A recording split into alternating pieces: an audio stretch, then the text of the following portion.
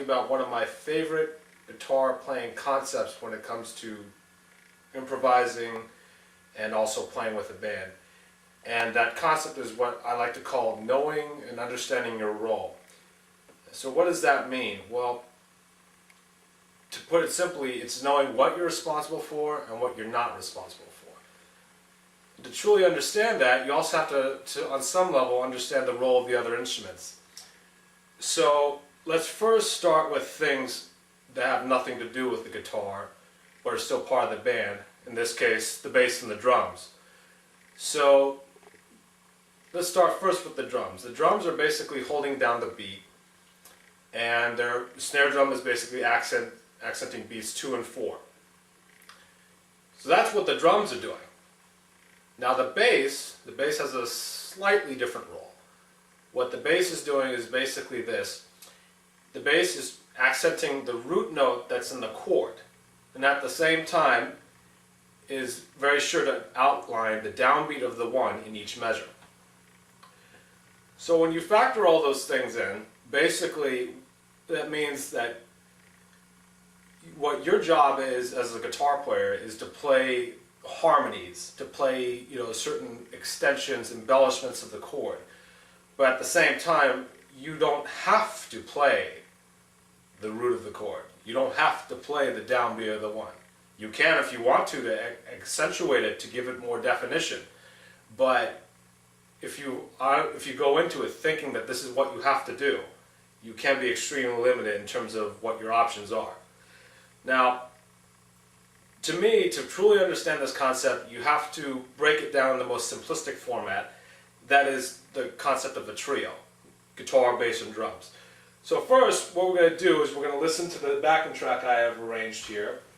It's just bass and drums, nothing fancy whatsoever.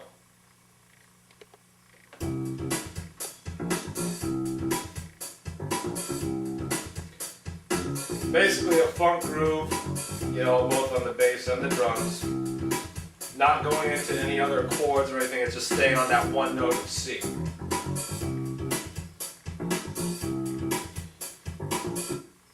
So, now in terms of this concept of knowing your role, it basically has a couple different faces. The first is basically how you handle it from a rhythm player's standpoint, and then the other part of it is how you deal with it from a soloist improvisational standpoint. What I'm going to cover right now is the rhythmic standpoint, the rhythm player standpoint right now. So let's first talk about what I'm going to do. So what I'm going to do is I'm going to play chords over this groove. I might play the downbeat of the 1, I might not. Sometimes I might play the root of the chord, I might not. And so what I'm going to do is I'm going to cycle through, for the moment, just different chords, and we'll just kind of pick and choose which ones really go well.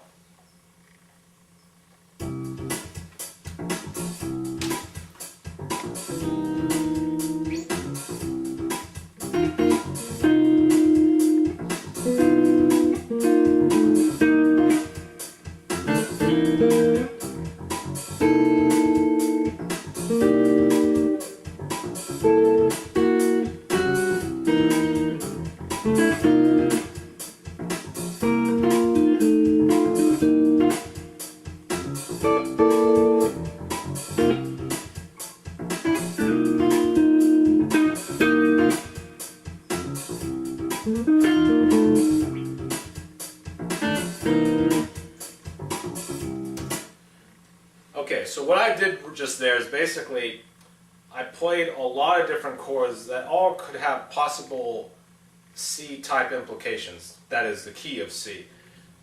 But what I didn't play was I didn't play the C root note itself. Now, as you can see, chord-wise, that gives you a lot of options, especially because what's not so sure is whether it's a major harmony, a minor harmony, a dominant harmony. You don't really know that. So there's a lot of room to do whatever it is you want to do.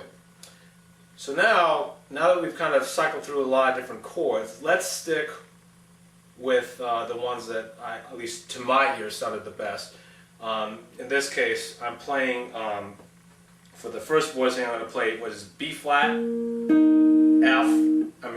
B flat, E flat, F, basically a C minor 11 without playing the C root note itself. And maybe as a shift in tonality, I'll play this voicing, which is E, B flat, D sharp, C7 sharp 9. So I can kind of alternate in between these two different harmonies.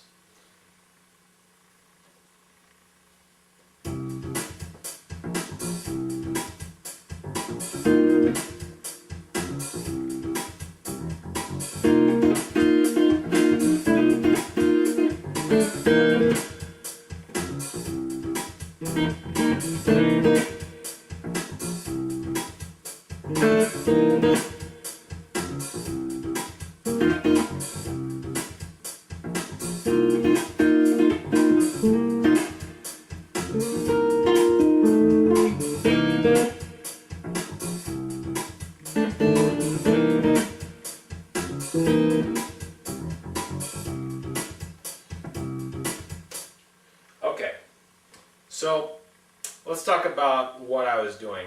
I was kind of basically just playing those chords in various parts of the beat. Now, when you think just from the chords, there's a lot of options, sometimes so much so that it can be a rather daunting task. So that's where the next concept of knowing your role comes into play, which is basically that you don't have to necessarily limit yourself to chords. You can play single notes.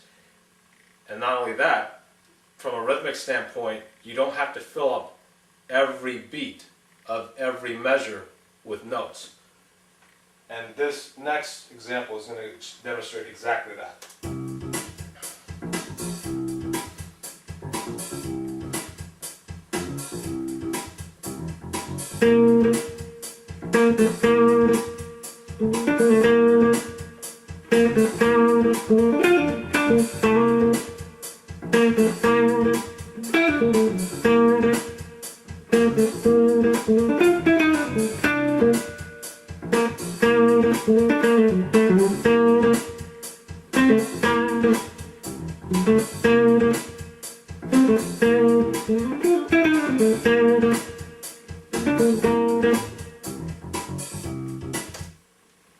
Now, to my ear, that was the most simplistic thing that I played, and I also think it sounded the best. Now, with that being said, I still think there's a lot more I could do to further simplify what I'm doing. But still, in terms of what I was doing, playing, compared like with the first time where I was playing a lot of different chords, a lot of different beats, that was probably the least pleasant of all the stuff that I played. Then the second time where I kind of centralized to one or two chords, but still playing things in a lot of different points of the beat, that sounded better but not as good. This third time I simplified even more, but this time it's a little bit more, it's got an actual groove to it and something that people can get into. Anyway, so this is basically just talking about knowing your role from a rhythmic standpoint. For those of you who like this video, eventually I am going to make another one that will deal with knowing your role from an improvisational standpoint. So, thanks for watching. Good night.